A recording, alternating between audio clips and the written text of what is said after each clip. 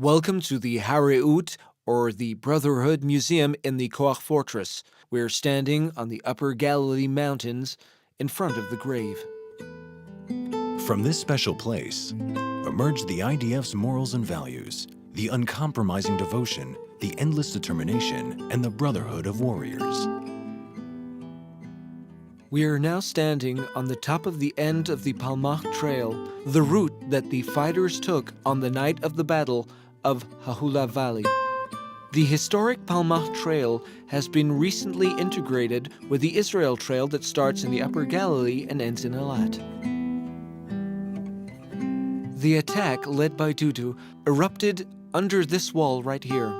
At a certain point, he even said, "Put the explosives on me."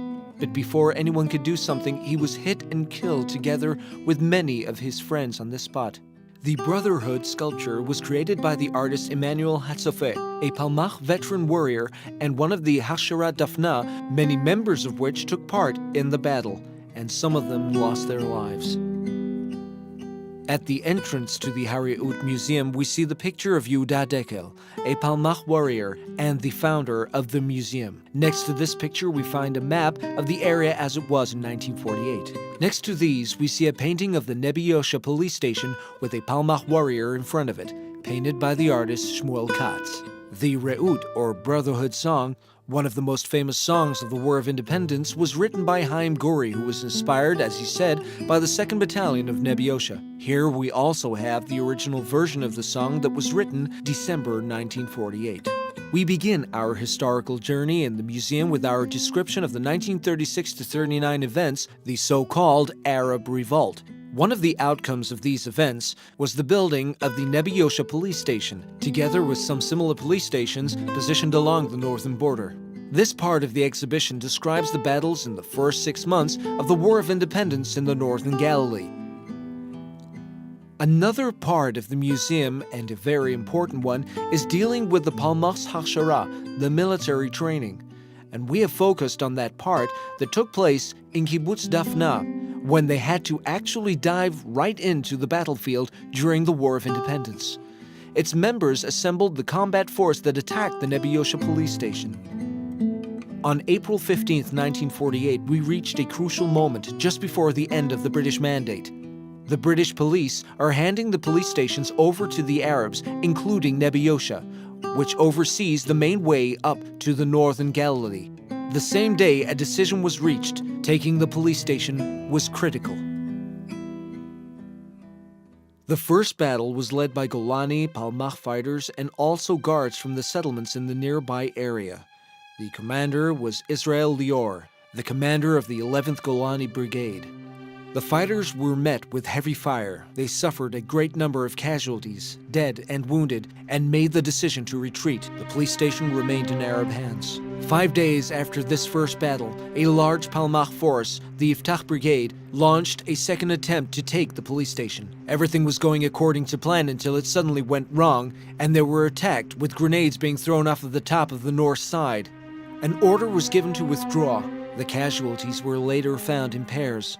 The wounded soldier and his would-be rescuer, who was killed trying to save him. Almost a month had passed, and the State of Israel was founded. A decision was made to attempt to take the police station for a third time, this time with larger forces, and with the support of our tiny Air Force.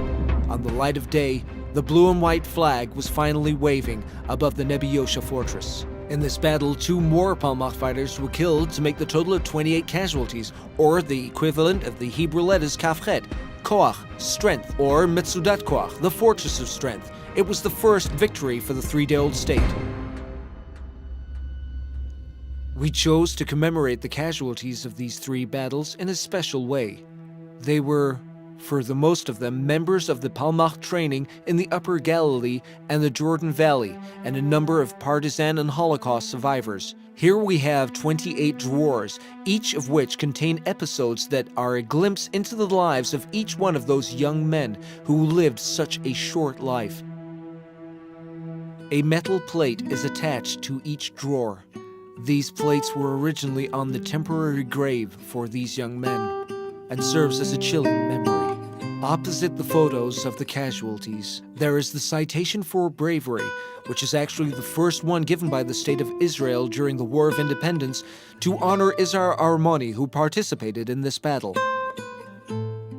All of us here in the museum that my father founded try to meet the challenge of how to convey the message of Nebi Yosha. Visitors to the museum will be invited to a multisensory experience: artifacts, films, augmented reality, the memorial wall, and finally, a dramatic movie.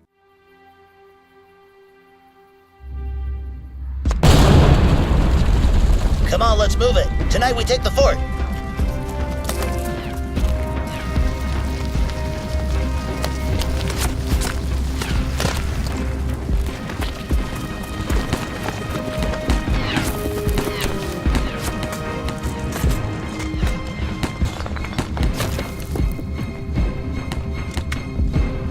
We're gonna chew them up and spit them out! Grenade!